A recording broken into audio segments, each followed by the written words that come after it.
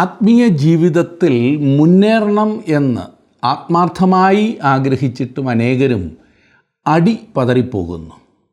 കാരണം അറിയാമോ? പലരും ഈ കാര്യത്തിൽ നിരാശപ്പെട്ടിരിക്കുകയാണ്. പരാജയപ്പെടുന്നതിന് കാരണം ശരിയായ ആയുധങ്ങൾ ഉപയോഗിക്കുവാൻ പരിശീലിച്ചിട്ടില്ലാത്തതാണ് എന്ന് ഞാൻ പറയട്ടെ. നമുക്കൊരുമിച്ച് ചിന്തിക്കാം.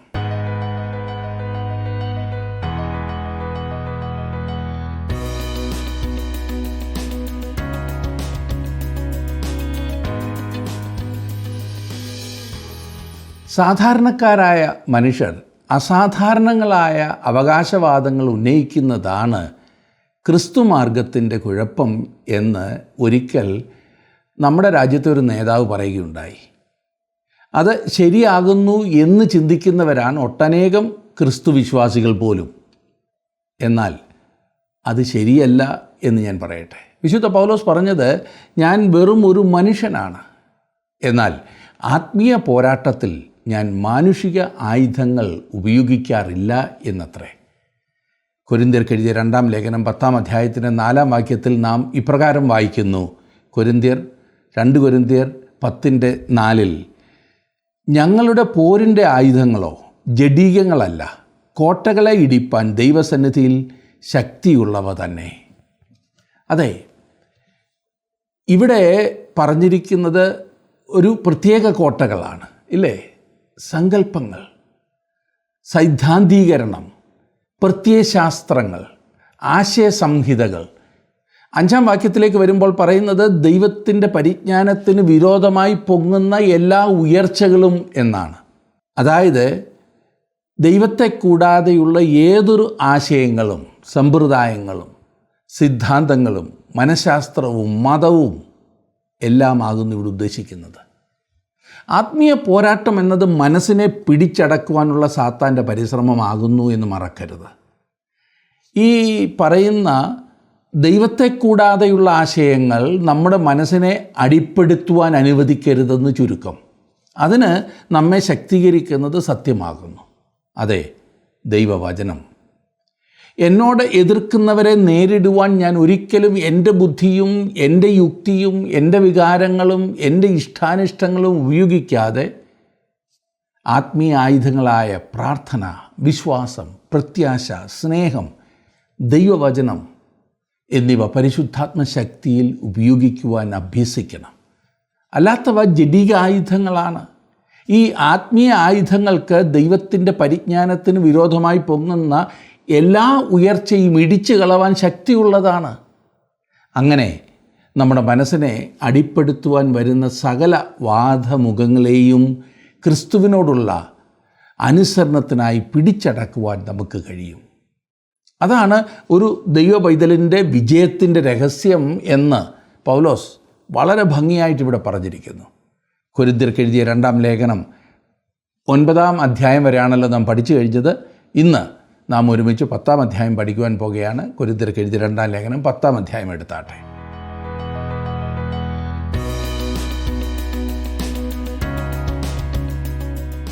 കഴിഞ്ഞ ചില ആഴ്ചകളായി നാം കൊരിന്ത്യർക്ക് എഴുതിയ 2-ാം ലേഖനമാണല്ലോ പഠിച്ചുകൊണ്ടിരിക്കുന്നത്. ഇന്നു മുതൽ നാം ഈ ലേഖനത്തിൻ്റെ അവസാനത്തെ പ്രധാന ഭാഗത്തേക്കാണ് വരുന്നത്.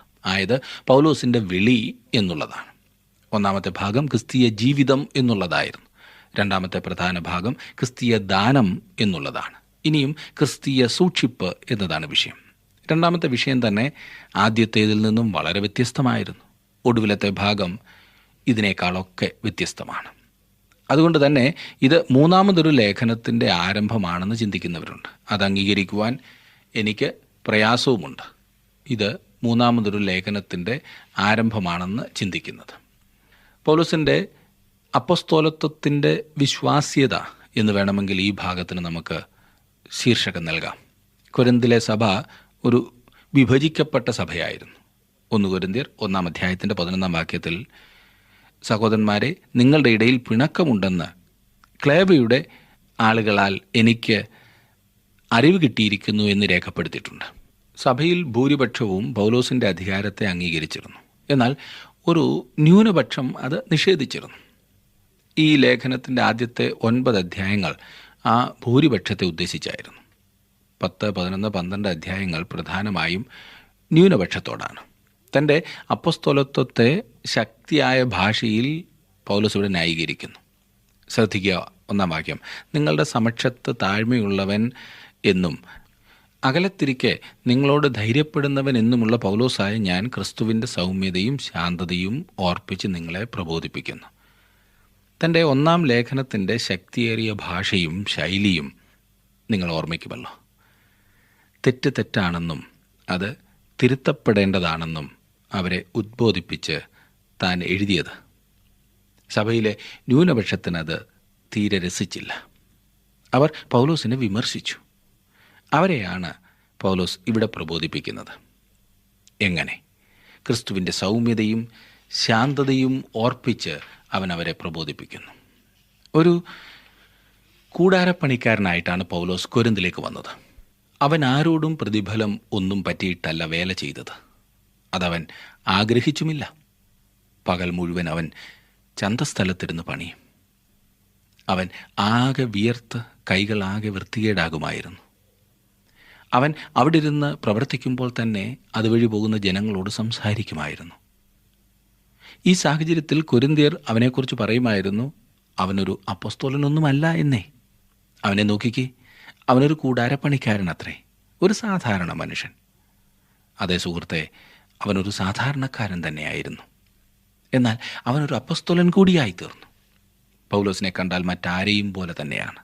എന്ത് വ്യത്യാസമാണ്! അഥവാ വ്യത്യാസമുണ്ടെങ്കിൽ തന്നെ അവനൊരു കൂടാരപ്പണിക്കാരൻ ആയതിനാൽ ചില ആളുകൾ അവനെ കുറച്ച് കാണുവാൻ തുടങ്ങി. അവൻ കൈകൊണ്ട് വേലയെടുക്കുന്ന താണ ഒരുവൻ എന്നവർ ചിന്തിച്ചു. അതുകൊണ്ട് പൗലോസായ ഞാൻ ക്രിസ്തുവിൻ്റെ സൗമ്യതയും ശാന്തതയും ഓർപ്പിച്ച് നിങ്ങളെ പ്രബോധിപ്പിക്കുന്നു എന്ന് പറയുമ്പോൾ അവൻ ഉദ്ദേശിക്കുന്നത് കർത്താവ് ഭൂമിയിലായിരുന്നപ്പോൾ എങ്ങനെയായിരുന്നുവോ അതുപോലെയാണ് താനും എന്നത്രേ. അവൻ പറയുന്നു, നിങ്ങളുടെ സമക്ഷത്ത് താഴ്മയുള്ളവൻ എന്ന്. അവനിൽ എന്തെങ്കിലും പ്രത്യേകത കാണുവാനുണ്ടെന്നല്ല. അവൻ ആരുമല്ലായിരുന്നു. കൂടാരമുണ്ടാക്കുന്ന ഒരു സാധാരണക്കാരൻ മാത്രമായിരുന്നു പൗലോസ്. അതുകൊണ്ട് തന്നെ കൊരിന്ത്യർ പൗലോസിനെ ചോദ്യം ചെയ്തു. ഇവൻ എന്ത് കണ്ടുകൊണ്ടാണ് ഈ ആളാകുന്നത്? ഇവൻ ആരാണ്? സഭയെ പീഡിപ്പിച്ചവൻ ഇപ്പോൾ വലിയ ആളായിട്ട് വന്നിരിക്കുന്നു. യേശുക്രിസ്തുവിൻ്റെ സൗമ്യതയിലും ശാന്തതയിലുമാണ് പൗലോസ് എഴുതുന്നത്. തന്നെ സംരക്ഷിക്കുവാൻ നമ്മുടെ കർത്താവ് തൻ്റെ ശബ്ദം ഉയർത്തിയിട്ടേയില്ല. നാമും നമ്മെ സംരക്ഷിക്കുവാൻ വേണ്ടി എത്രയധികം ശബ്ദം ഉയർത്തുമോ അത്രയും താഴോട്ടു പോകുകയാണ്, തോറ്റുപോകുകയാണെന്ന് മറക്കരുത്. ക്രിസ്തു ഈ ഭൂമിയിൽ ജീവിച്ചിരുന്നപ്പോൾ അവനെ കണ്ടാൽ മറ്റുള്ളവരിൽ നിന്നും വ്യത്യസ്തമായി തോന്നത്തക്കവണ്ണം ഒന്നും ഉണ്ടായിരുന്നില്ല. ചിത്രകാരന്മാർ നമ്മെ വിശ്വസിപ്പിക്കുവാൻ ശ്രമിക്കുന്ന വിധത്തിലുള്ള പ്രത്യേകതകളൊന്നും അവനുണ്ടായിരുന്നില്ല എന്നോർക്കണം. സാധാരണ ഒരു മനുഷ്യൻ. അവൻ്റെ തലയ്ക്ക് ചുറ്റും ഒരു പ്രകാശവളയം ഉണ്ടായിരുന്നില്ല. അതെ, അവൻ സൗമ്യതയും ശാന്തതയും ഉള്ളവനായിരുന്നു. അവൻ്റെ ശിഷ്യന്മാരും അതുപോലെ തന്നെ ഉള്ളവരായിരിക്കണം എന്ന് നമ്മുടെ കർത്താവ് ആഗ്രഹിക്കുന്നു. അതത്രേ വിശ്വാസികളുടെ മുഖമുദ്ര. അതുകൊണ്ട് പൗലോസ് അവർക്ക് എഴുതി പറയുന്നത് എന്തെന്നാൽ, വെറുതെ സ്വയം വിഡ്ഢികളാക്കരുത്. പൗലോസിന് ഒരു അപ്പോസ്തോലൻ്റെ അധികാരമുണ്ട്. പൗലോസിന് ഒരു ദൈവിക ദൗത്യമുണ്ട്. അവൻ അധികാരത്തോടെയാണ് സംസാരിച്ചത്. ഒരു അമാനുഷിക ശക്തിയെക്കുറിച്ചുള്ള ബോധം അവനുണ്ടായിരുന്നു. അവൻ ആ അമാനുഷിക ശക്തി ഉപയോഗിക്കുകയും ചെയ്തു. തൻ്റെ അധികാരം ഉപയോഗിക്കുവാൻ തന്നെ നിർബന്ധിക്കരുതെന്ന് പൗലോസ് അവരെ ഉദ്ബോധിപ്പിക്കുന്നു. വീണ്ടും സൗമ്യതയോടും ശാന്തതയോടും കൂടി വരുവാനാണ് താൻ ആഗ്രഹിക്കുന്നത് പോലും. ജഡത്തിൽ കാണുന്നത് പോലെ മാത്രം അവനെക്കുറിച്ച് ചിന്തിക്കരുതെന്നാണ് അവൻ അവരോട് പറയുന്നത്. ഒരു ശുശ്രൂഷകൻ ഏതെങ്കിലും പ്രത്യേക വിധത്തിലുള്ള വസ്ത്രം ധരിക്കേണ്ടതുണ്ട് എന്ന് ഞാൻ ചിന്തിക്കുന്നില്ല. ധരിച്ചാൽ എന്തെങ്കിലും കുഴപ്പമുണ്ടാകും എന്നും ഞാൻ ചിന്തിക്കുന്നില്ല. ഇന്ന് പലർക്കും ജീവിതത്തേക്കാൾ പ്രാധാന്യം വസ്ത്രത്തിനാണ്. ഞാൻ ഉദ്ദേശിച്ചത് ശുശ്രൂഷയുടെ വസ്ത്രത്തിന്. തൻ്റെ ജീവിതം കൊണ്ടും താൻ വചനം ശുശ്രൂഷിക്കുന്ന വിധം കൊണ്ടും അവനത് തെളിയിക്കാവുന്നതാണ്. ജീവിതമില്ലാതെ എങ്ങനെയൊക്കെ അലങ്കരിച്ചാൽ എന്താ വിശേഷം? കൊരിന്തിലുണ്ടായിരുന്ന അതേ മനോഭാവം ഇന്നും നമ്മിൽ പലരിലും കാണുന്നു എന്നത് വിചിത്രമായിരിക്കുന്നില്ലേ? മനുഷ്യനെന്നും ഒരുപോലെയാണല്ലോ. ദൈവവചനത്തിൻ്റെ ശുശ്രൂഷയിലായിരിക്കുന്ന വ്യക്തിയെ അതെ, സഭാ ശുശ്രൂഷകനെ തരം താഴ്ത്തി സംസാരിക്കുവാൻ അവർക്ക് പ്രത്യേക താല്പര്യമാണ്. ഈ കാര്യത്തിൽ പിശാച് വളരെ തന്ത്രപൂർവ്വം പ്രവർത്തിക്കുന്നു. വചനം പ്രസംഗിക്കുന്നവനെ പിശാച് ആക്രമിക്കുന്നു. അവൻ്റെ ജീവിതത്തെ താറുമാറാക്കുവാൻ ശ്രമിക്കുന്നു. ഇല്ലേ? 2-ാം വാക്യം നോക്കിക്കാട്ടെ. ജഡത്തെ അനുസരിച്ച് നടക്കുന്നു എന്ന് നിരൂപിക്കുന്ന ചിലരോട് ധീരത കാണിപ്പാൻ ഞാൻ ഭാവിക്കുന്നു. ഞാൻ നിങ്ങളുടെ അടുക്കൽ വരുമ്പോൾ അങ്ങനെ ഖണ്ഡിതമായ ധൈര്യം കാണിപ്പാൻ ഇടവരരുത് എന്നപേക്ഷിക്കുന്നു. താൻ കൂടാരപ്പണി ചെയ്യുന്നതുകൊണ്ട്, വിയർത്തൊലിക്കുന്നതുകൊണ്ട്, കൈകൾ വൃത്തികേടാകുന്നതുകൊണ്ട് ജഡത്തെ അനുസരിച്ച് നടക്കുന്നു എന്ന് നിങ്ങൾ കരുതരുത് എന്ന് പൗലോസ് പറയുന്നു. ഇന്നും എന്തെങ്കിലും വളരെ കഠിനമായ ജോലിയെടുക്കുന്ന ആളുകൾ സുവിശേഷ പ്രസംഗത്തിന് പോകുമ്പോൾ ഇതിൽ ഏതിനെയാണ് അംഗീകരിക്കേണ്ടത് എന്ന് ചിന്തിച്ച് പതറി നിൽക്കുന്ന ആളുകളുണ്ട്. 3-ാം വാക്യം. ഞങ്ങൾ ജഡത്തിൽ സഞ്ചരിക്കുന്നവർ എങ്കിലും ജഡപ്രകാരം പോരാടുന്നില്ല. ജഡമെന്ന് ഇവിടെ ഉപയോഗിച്ചിരിക്കുന്ന വാക്കിന് 3 രീതിയിൽ ഉള്ള അർത്ഥമുണ്ട്. ഒന്നാമത് ശരീരത്തെക്കുറിച്ച്. അതെ, നമുക്കിന്നുള്ള ഭൗമിക ശരീരം, അസ്ഥിയുടെ പുറത്ത് മാംസം വെച്ച് പിടിപ്പിച്ചിട്ടുള്ള ഈ ശരീരം. രണ്ടാമതായി ഇത് ബലഹീനതയെ സൂചിപ്പിക്കുന്നതാകാം. അർത്ഥത്തിൽ മനഃശാസ്ത്രപരമായ ഒന്ന്. മൂന്നാമതായി നിങ്ങൾക്കും എനിക്കുമുള്ള ആ വീഴ്ച സംഭവിച്ച സ്വഭാവത്തെ ഇവിടെ അർത്ഥമാക്കാം. അതത്രേ ആത്മീക അർത്ഥം. ഒരു വലിയ പോർക്കളത്തിൻ്റെ ചിത്രം കാഴ്ചപ്പാട് പൗലോസിനുണ്ടായിരുന്നു. തള്ളിക്കളയേണ്ട ഒരു നരകമുണ്ടെന്നും നേടിയെടുക്കേണ്ട ഒരു സ്വർഗമുണ്ടെന്നുമുള്ള ചിന്ത അവനിൽ എപ്പോഴും വ്യാപരിച്ചിരുന്നു. ആത്മീകമായൊരു പോരാട്ടത്തിലാകുന്നു താനെന്നും അതിനാവശ്യം ആത്മീകമായ ആയുധങ്ങളാണെന്നും പൗലോസ് ഉറപ്പാക്കിയിരുന്നു. അതാണ് അവനോട് പറയുന്നത്. ഇനിയും 4-ാം വാക്യത്തിലേക്ക് വരുമ്പോൾ നാം കാണുന്നത് ഞങ്ങളുടെ പോരിൻ്റെ ആയുധങ്ങളോ ജഡീകങ്ങളല്ല, കോട്ടകളെ ഇടിപ്പാൻ ദൈവസന്നിധിയിൽ ശക്തിയുള്ളവ തന്നെ. ഈ വാക്യത്തിനിടയ്ക്കുള്ള ഒരു വാക്യമാണ് പോരിൻ്റെ ആയുധങ്ങൾ ഏവ എന്ന് പറഞ്ഞിട്ടില്ല. ആത്മിക യുദ്ധം എന്ന് പറയുമ്പോൾ അപ്രകാരമുള്ളൊരു ശത്രുവും ഉണ്ടെന്ന് ഓർമ്മിക്കണം. ആത്മിക ശത്രുവും ഇവിടെ പറഞ്ഞിരിക്കുന്നത് ദൈവസന്നിധിയിൽ ശക്തിയുള്ള ആയുധങ്ങൾ ഉണ്ടെന്നാണ്. ഫലപ്രദമായവ ഏതെല്ലാമാണ് ഈ ഫലപ്രദമായ ആയുധങ്ങൾ? ഒന്ന്, ദൈവവചനം. ദൈവവചനത്തിൽ നമുക്ക് വിശ്വാസം വേണം. അത് ആത്മാവിൻ്റെ വാളാണ്. എഫെസ്യ ലേഖനം 6-ാം അധ്യായത്തിൽ നാം വായിക്കുമ്പോൾ അവിടെ പൗലോസ് പറയുന്നത്, രക്ഷ എന്ന ശിരസ്ത്രവും ദൈവവചനമെന്ന ആത്മാവിൻ്റെ വാളും കൈക്കൊള്ളുവീൻ. ആത്മാവിൻ്റെ വാള് ഇരുവായ്ത്തലയുള്ള ഏതു വാളിനേക്കാളും മൂർച്ചയേറിയ ഒന്നത്രേ ദൈവവചനം. താങ്കളുടെ വിലപ്പെട്ട നിർദ്ദേശങ്ങളും അഭിപ്രായങ്ങളും പ്രാർത്ഥനാ വിഷയങ്ങളും ഇന്ന് തന്നെ ഞങ്ങളെ വിളിച്ചറിയിക്കുക. വിളിക്കേണ്ട നമ്പർ 8281384455.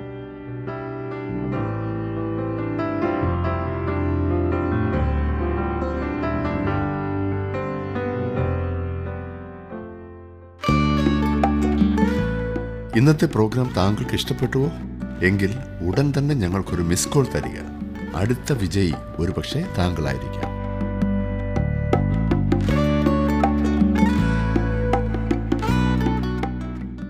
രണ്ടാമതായി ദൈവത്തിൻ്റെ പരിശുദ്ധാത്മാവിൻ്റെ സാന്നിധ്യം നാം അനുഭവിക്കുന്നു. പൗലോസിന് തൻ്റെ ബലഹീനതകളെക്കുറിച്ച് നല്ല ബോധ്യമുണ്ടായിരുന്നു. എന്നാൽ ദൈവത്തിൻ്റെ പരിശുദ്ധാത്മാവിനാൽ താൻ മുദ്രയിടപ്പെട്ടിരിക്കുന്നു എന്നും ആത്മാവിനാൽ ശക്തീകരിക്കപ്പെടുന്നു എന്നും നല്ല ഉറപ്പവനുണ്ടായിരുന്നു.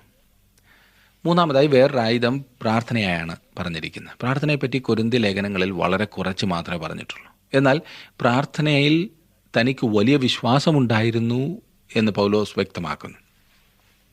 എഫെസ്യ ലേഖനം 6-ാം അധ്യായത്തിൻ്റെ 18-ാം വാക്യത്തിൽ നാം വായിക്കുന്നത്, സകല പ്രാർത്ഥനയാലും യാചനയാലും ഏതു നേരത്തും ആത്മാവിൽ പ്രാർത്ഥിച്ചും അതിനായി ജാഗരിച്ചും കൊണ്ട് സകല വിശുദ്ധന്മാർക്കും എനിക്കും വേണ്ടി പ്രാർത്ഥനയിൽ പൂർണ്ണ സ്ഥിരത കാണിപ്പീൻ. അതെ, ഇത് വളരെ പ്രധാനപ്പെട്ടതാണ്, പ്രാർത്ഥന. ഇനി നമുക്ക് 5-ാം വാക്യത്തിലേക്ക് വരാം. അവയാൽ ഞങ്ങൾ സങ്കല്പങ്ങളും ദൈവത്തിൻ്റെ പരിജ്ഞാനത്തിന് വിരോധമായി പൊങ്ങുന്ന എല്ലാ ഉയർച്ചയും ഇടിച്ചു കളഞ്ഞ് ഏത് വിചാരത്തെയും ക്രിസ്തുവിനോടുള്ള അനുസരണത്തിനായിട്ട് പിടിച്ചടക്കി. ഈ പോരാട്ടത്തിൽ യുദ്ധം ചെയ്യുന്നവർ വിജയിക്കുന്നു എങ്കിലും ആത്യന്തിക വിജയം ദൈവത്തിൻ്റെതാണ്. നാം വിജയിക്കുമ്പോഴും മഹത്വം ദൈവത്തിന് തന്നെ. 6-7 വാക്യങ്ങളിൽ നിങ്ങളുടെ അനുസരണം തികഞ്ഞു വരുമ്പോൾ എല്ലാ അനുസരണക്കേടിനും പ്രതികാരം ചെയ്യുവാൻ ഒരുങ്ങിയുമിരിക്കുന്നു. നിങ്ങൾ പുറമേയുള്ളത് നോക്കുന്നു. താൻ ക്രിസ്തുവിനുള്ളവൻ എന്ന് ഒരുത്തൻ ഉറച്ചിരിക്കുന്നുവെങ്കിൽ അവൻ ക്രിസ്തുവിനുള്ളവൻ എന്ന പോലെ നിങ്ങളും ക്രിസ്തുവിനുള്ളവർ എന്ന് അവർ പിന്നെയും നിരൂപിക്കട്ടെ. പ്രതിപക്ഷത്തെ അഭിസംബോധന ചെയ്ത് പൗലോസ് പറയുന്നു, ഞങ്ങളും ക്രിസ്തുവിനുള്ളവർ തന്നെ. 8 വാക്യം, നിങ്ങളെ ഇടിച്ചു കളവാനല്ല പണിവാൻ അത്രേ കർത്താവ് ഞങ്ങൾക്ക് തന്ന അധികാരത്തെക്കുറിച്ച് ഒന്ന് അധികം പ്രശംസിച്ചാലും ഞാൻ ലജ്ജിച്ചു പോകുകയില്ല. ഒരു അപ്പോസ്തലൻ്റെ അധികാരം പൗലോസിനുണ്ട്. അത് അവരെ നശിപ്പിപ്പാനല്ല, അവരെ പണിവാനും അവരെ മഹത്വീകരിപ്പാനും തന്നെ. അതായത് വിശ്വാസത്തിൽ അവരെ വളർത്തുവാനായിട്ടാണ് ഈ അധികാരം അവന് കൊടുത്തിരിക്കുന്നത്, അല്ലാതെ അവരെ മുഷിപ്പിക്കുവാനായിട്ടല്ല. 9-10 വാക്യങ്ങൾ, ഞാൻ ലേഖനങ്ങളെ കൊണ്ട് നിങ്ങളെ പേടിപ്പിക്കുന്നു എന്ന് തോന്നരുത്. അവൻ്റെ ലേഖനങ്ങൾ ഘനവും ഊറ്റവും ഉള്ളവ തന്നെ, ശരീരസന്നിധിയോ ബലഹീനവും വാക്ക് നിന്ദ്യവും അത്രേ എന്ന് ചിലർ പറയുന്നുവല്ലോ. ഭയപ്പെടുത്തുന്ന ലേഖനങ്ങൾ എഴുതി അവരുടെ മധ്യേ ബലഹീനനായിരിക്കാൻ താൻ ആഗ്രഹിക്കുന്നില്ല. പൗലോസിന് ആഗ്രഹിക്കത്തക്ക സൗന്ദര്യമോ വാക്സാമർഥ്യമോ ഒന്നും ഉണ്ടായിരുന്നില്ല എന്നത്രേ ഇത് വെളിവാക്കുന്നത്. അവൻ ഒരു ബലഹീന മനുഷ്യനായിരുന്നു. ശാരീരികമായി കണ്ടാൽ അത്ര വലിയ വ്യക്തിത്വമില്ലാത്ത എന്ന് പറയത്തക്ക ഒരു വ്യക്തി. തന്നിൽ തന്നെയുള്ള ശക്തിയല്ല, ആത്മാവിൻ്റെ ശക്തിയാണ് അവനെ ബലപ്പെടുത്തിയത് എന്ന് പൗലോസ് വ്യക്തമാക്കുന്നു. ആത്മശക്തിയാൽ പൗലോസ് എഴുതി സംസാരിച്ചു. 11-12 വാക്യങ്ങൾ, അകലെയിരിക്കുമ്പോൾ ഞങ്ങൾ ലേഖനങ്ങളാൽ വാക്കിൽ എങ്ങനെയുള്ളവരോ അരികത്തിരിക്കുമ്പോൾ പ്രവൃത്തിയിലും അങ്ങനെയുള്ളവർ തന്നെ എന്ന് അങ്ങനത്തവൻ നിരൂപിക്കട്ടെ. തങ്ങളെ തന്നെ ശ്ലാഘിക്കുന്ന ചിലരോട് ഞങ്ങളെ തന്നെ ചേർത്തൊരുമിപ്പാനോ ഉപമിപ്പാനോ തുനിയുന്നില്ല. അവർ തങ്ങളാൽ തന്നെ തങ്ങളെ അളക്കുകയും തങ്ങളോട് തന്നെ തങ്ങളെ ഉപമിക്കുകയും ചെയ്യുന്നതുകൊണ്ട് തിരിച്ചറിവുള്ളവരല്ല. അല്പം ഫലിതം കുത്തിവെക്കുകയാണ് ഇവിടെ. അനേകരും തമ്മിൽ താരതമ്യം ചെയ്യുന്നവരാണ്. തങ്ങളുടെ സഭയിലുള്ള മറ്റു വിശ്വാസികളുമായി തുലനം ചെയ്ത് തങ്ങൾ ആത്മികർ അല്ല, മുൻപന്തിയിൽ നിൽക്കുന്നവർ എന്നെല്ലാം കണക്ക് കൂട്ടുന്നു. നാം ഉപയോഗിക്കേണ്ട അളവുകോൽ ഇതല്ല പ്രിയമുള്ളവരെ. ഈ കാലഘട്ടത്തിൻ്റെ ഒരു ദുരവസ്ഥയാണിത്. തണുത്തുറഞ്ഞ ഒരു സഭയിൽ അതേ അവസ്ഥയിൽ തന്നെ നിങ്ങൾക്കിരിക്കാം. ജീവനില്ല എന്നറിയാതെ തന്നെ, കാരണം നിങ്ങൾ തണുത്തിരിക്കുന്നവരുമായിട്ടാണ് നിങ്ങളെ താരതമ്യപ്പെടുത്തുന്നത്. അതുകൊണ്ട് അങ്ങനെ ഒരു സ്ഥാനത്ത് നിങ്ങൾക്ക് എത്ര നാൾ വേണമെങ്കിലും കഴിഞ്ഞുകൂടാ. ഇത് അപകടം പിടിച്ച ഒരവസ്ഥയാകുന്നു എന്ന് മറക്കരുത്. ജീവനുള്ള ഒരു ഗ്രൂപ്പിൽ ചെല്ലുമ്പോൾ മാത്രമേ നമ്മുടെ ഉറഞ്ഞ അവസ്ഥ, തണുത്ത അവസ്ഥ നാം മനസ്സിലാക്കൂ. തന്മൂലം നാം പെട്ടെന്ന് ഉണർത്തപ്പെടുന്നു. അങ്ങനെ ഉണ്ടാകാതിരിക്കുവാൻ ശത്രു പരമാവധി ശ്രമിച്ച് ഉറങ്ങുന്ന, തണുത്തുറഞ്ഞിരിക്കുന്ന ആ കൂട്ടത്തിൽ താങ്കളെ പിടിച്ചു കെട്ടിയിരിക്കുകയാണ്. ഒരുതരം അടിമത്തം, ഒരുതരം ബന്ധനം.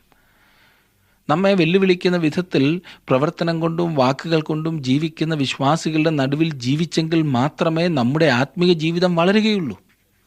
വീണ്ടും പറയട്ടെ, നമ്മെ വെല്ലുവിളിക്കുന്ന വിധത്തിൽ പ്രവർത്തനം കൊണ്ടും വാക്കുകൾ കൊണ്ടും ജീവിക്കുന്ന വിശ്വാസികളുടെ നടുവിൽ ജീവിച്ചെങ്കിൽ മാത്രമേ നമ്മുടെ ആത്മീയ ജീവിതം വളരുകയുള്ളൂ. നമ്മെ ചോദ്യം ചെയ്യുന്ന ആളുകൾ, ഇത് മുകളിൽ തൊട്ട് താഴെ വരെ ഉറങ്ങിയും തണുത്തുറഞ്ഞും ഇരിക്കുമ്പോൾ ഒരു സൺഡേ സ്കൂളിൽ പഠിപ്പിക്കുന്നത് കൊണ്ട് മാത്രം സ്വർഗത്തിൽ കൊട്ടാരം കിട്ടുമെന്ന് കരുതിയിരിക്കുന്നവരുണ്ട്. എല്ലാവരും എപ്പോഴും കള്ളം പറയുമ്പോൾ മാസത്തിലൊരിക്കലെങ്കിലും നേര് പറയുന്നവൻ എന്തൊരു ഗമയാണെന്നറിയാമോ? ഇന്ന് അനേകരും തങ്ങളുടെ ചുറ്റുമുള്ള ചത്ത വിശ്വാസികളോടാണ് തങ്ങളെ തുലനം ചെയ്യുന്നത്. അതല്ലെങ്കിൽ ജീവിതത്തിൽ തോറ്റു തുന്നം പാടിയ ഒരു ക്രിസ്തീയ നേതാവിനോട്. ഇന്നാർക്കാകാമെങ്കിൽ എന്തുകൊണ്ട് എനിക്കായിക്കൂടാ എന്ന ചിന്ത. സുഹൃത്തെ, ഇത് വളരെ അപകടം പിടിച്ച ഒരു സ്ഥിതിവിശേഷമാകുന്നു. അനേകരും ഇന്ന് ഇതുപോലുള്ള വെട്ടിൽ കിടക്കുകയാണ്. പൗലോസ് പറയുന്നു, അവർ തങ്ങളാൽ തന്നെ തങ്ങളെ അളക്കുകയും തങ്ങളോട് തന്നെ തങ്ങളെ ഉപമിക്കുകയും ചെയ്യുന്നത് കൊണ്ട് തിരിച്ചറിവുള്ളവരല്ല. ഈ സ്ഥിതിവിശേഷത്തിൽ നിന്ന് നമുക്ക് ഒരു മാറ്റമുണ്ടായേ മതിയാക്കൂ സുഹൃത്തെ. 13 വാക്യം, ഞങ്ങളോ അളവില്ലാത്തവണ്ണമല്ല നിങ്ങളുടെ അടുക്കലോളം എത്തുമാറ് ദൈവം ഞങ്ങൾക്ക് അളന്നു തന്ന അതിരിൻ്റെ അളവിന് ഒത്തവണ്ണം അത്ര പ്രശംസിക്കുന്നത്. പൗലോസ് തങ്ങളെ സന്ദർശിക്കുന്നില്ല എന്നതായിരുന്നു കൊരിന്തിയിലെ വിശ്വാസികളുടെ പരാതി. മറ്റുള്ളവരുമായി സമയം ചെലവഴിക്കുന്നു എന്ന് അവർ പറഞ്ഞു, തങ്ങളെ അവഗണിക്കുന്നു എന്ന് അവർ പരാതിപ്പെട്ടു. ശുശ്രൂഷകരെക്കുറിച്ച് സാധാരണ പറഞ്ഞ് കേൾക്കാറുള്ള ഒരു പരാതിയാണല്ലോ ഇത്. കൂടുതൽ ആവശ്യത്തിലിരിക്കുന്നവരെയും അവർ സന്ദർശിക്കേണ്ടതല്ലേ?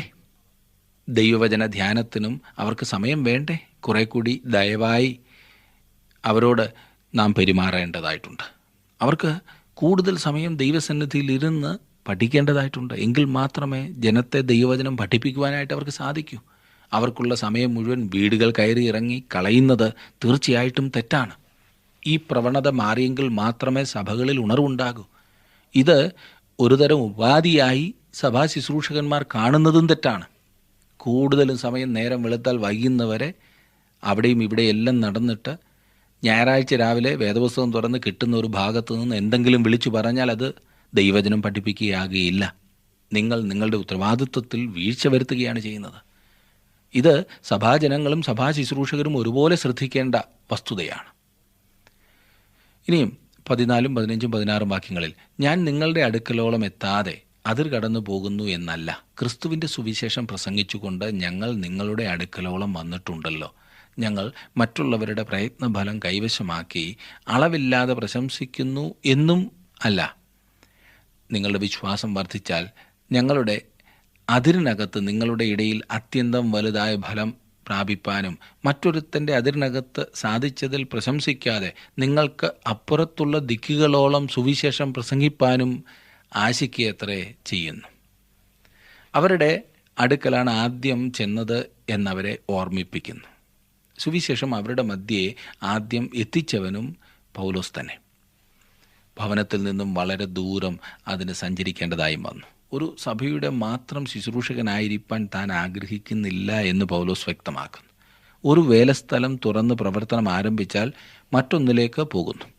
മറ്റൊരാളുടെ അടിസ്ഥാനത്തിന്മേൽ പണിവാൻ താൻ ഒട്ടും ആഗ്രഹിക്കുന്നില്ല എന്ന് പറയുന്നു. 17 വാക്യം, പ്രശംസിക്കുന്നവൻ കർത്താവിൽ പ്രശംസിക്കട്ടെ. തന്നെത്താൻ പുകഴ്ത്തുന്നവനല്ല, കർത്താവ് പുകഴ്ത്തുന്നവനത്രേ കൊള്ളാകുന്നവൻ. ഒരു നാൾ നാം അവൻ്റെ സിംഹാസനത്തിന് മുൻപാകെ നിൽക്കേണ്ടി വരും. ഇതൊരു മുന്നറിയിപ്പും കൂടെയാണ്.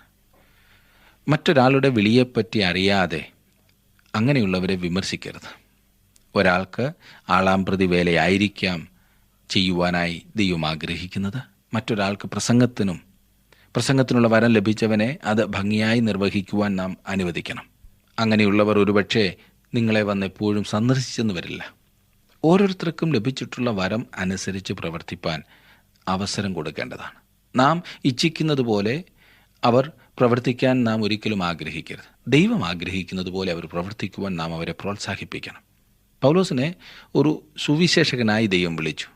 താൻ ആ ശുശ്രൂഷ നിറവേറ്റുന്നു എന്ന് പൗലോസ് ഇവിടെ വ്യക്തമാക്കുന്നു. എത്ര മനോഹരമായ, എത്ര ചങ്കൂറ്റത്തോടെ തൻ്റെ അവസ്ഥ തുറന്നു പറയുന്ന പൗലോസ്. എന്നാൽ സ്നേഹത്തിൻ്റെ ആത്മാവിൽ, സൗമ്യതയുടെ ആത്മാവിൽ, തനിക്കെതിരാളികളുണ്ട്, തന്നെ അംഗീകരിക്കാത്ത ആളുകളുണ്ട് എന്ന് വ്യക്തമായി മനസ്സിലാക്കിയിട്ടും അവരെ സ്നേഹിക്കുകയും വളരെ ശാന്തമായി സൗമ്യമായി അവരോട് സംസാരിക്കുകയും ചെയ്യുന്ന ഈ മാതൃക നമ്മുടെ ജീവിതത്തിലും നമുക്ക് അനുവർത്തിക്കുവാനായിട്ട് സാധിക്കും.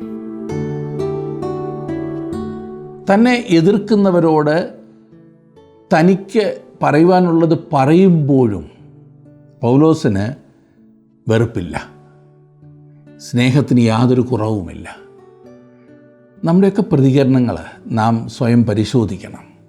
പലപ്പോഴും നമ്മെ എതിർക്കുന്നവരെ വെറുക്കുന്ന ഭാവമാണ് നമുക്ക് മുൻപിൽ നിൽക്കുന്നത്. തീർച്ചയായും പൗലോസ് നമുക്ക് മുൻപിൽ വെച്ചതായ ഈ നല്ല മാതൃക നമുക്കൊക്കെ അനുകരിക്കുവാനായി സമർപ്പിക്കാം. ഇന്നത്തെ ഈ വചന പഠനം നിങ്ങൾക്ക് അനുഗ്രഹപ്രദമായിരുന്നല്ലോ. ദൈവത്തിൻ്റെ ആത്മാവ് നിങ്ങളോട് തുടർന്നും സംസാരിക്കട്ടെ. നമുക്ക് വേറൊരു പഠനവുമായി അടുത്ത ക്ലാസ്സിൽ കാണാം. അതുവരെ ദൈവ സാന്നിധ്യം നിങ്ങളോട് കൂടെ ഇരിക്കട്ടെ.